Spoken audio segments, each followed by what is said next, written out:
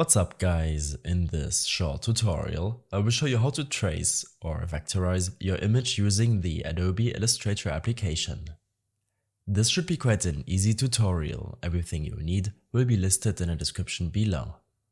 Make sure to select the non-vectorized image and here in your Properties panel, under Quick Actions, select Image Trace.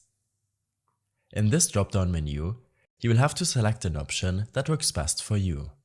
When trying to vectorize images with a lot of colors, then select High Fidelity Photo, which will take some time, but will try to reproduce the vector as truthful to the original as possible. For less colors, I suggest using the 6 or 16 color preset.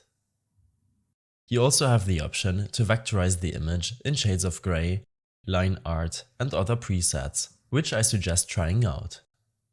After tracing the image, click on Expand under Quick Actions. This will take a moment to give you access to all of the paths that are now making this graphic. Using your Direct Selection tool, you can change some details of your vectorized image if you need to do so. If you want to remove the white background of your image, then make sure to select it with the Direct Selection tool and delete it. I hope this helped you out. Leave a comment if you have any questions and see you in the next one.